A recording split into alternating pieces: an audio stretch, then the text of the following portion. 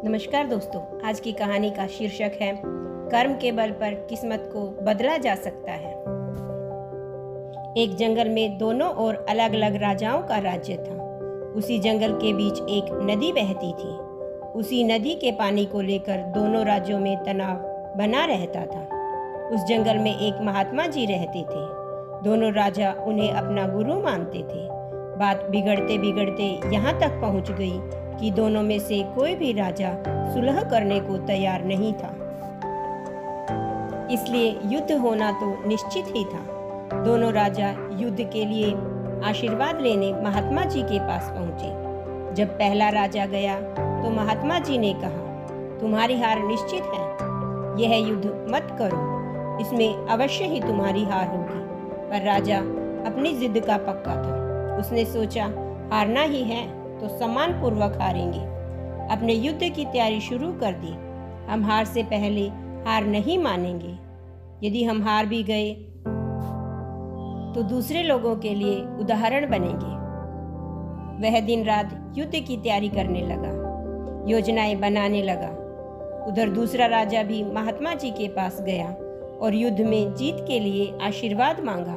तो महात्मा जी ने कहा, भाग्य तेरे पक्ष में लगता है।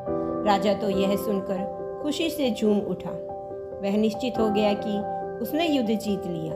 धीरे धीरे युद्ध का दिन भी आ गया। दोनों सेनाएं आमने सामने युद्ध के मैदान में खड़ी युद्ध के लिए तैयार थी। एक तरफ की सेना सोच रही थी कि चाहे किस्मत में हार लिखी हो, परंतु हम स्वयं हार नहीं मानेंगे।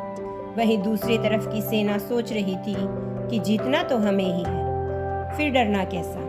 लड़ते लड़ते राजा के घोड़े के पैर की नाल निकल गई और घोड़ा लड़खड़ाते हुए गिर गया।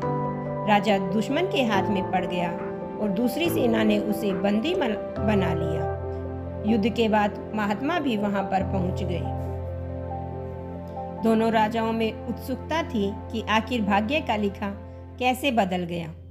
राजाओं ने महात्मा से पूछा, भाग्य का लिखा कैसे बदल गया?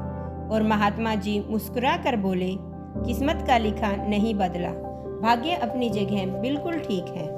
उन्होंने जीतने वाले राजा की ओर संकेत किया और कहा, अब आपको ही देख लो राजन।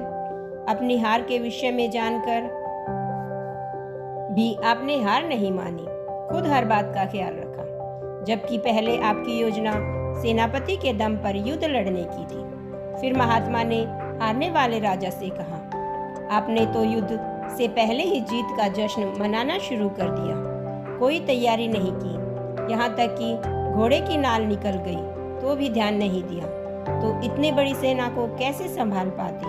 हुआ वही जो किस्मत में लिखा है। भाग्य नहीं बदला।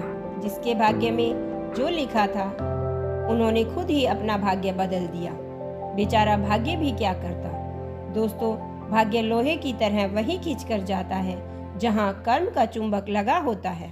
हम भाग्य के अधीन नहीं हैं, हम तो स्वयं भाग्य के निर्माता हैं। हम जो भी काम करते हैं असल में वही हमारा भाग्य है। कुछ परिस्थितियों पर हमारा बस नहीं चलता, जैसे किसी अच्छे और अमीर घर में पैदा होना। लेकिन कर्म के आधार पर फूल को धूल होने में और कर्म के साथ धूल को फूल होने के उदाहरणों से यह दुनिया भरी पड़ी है।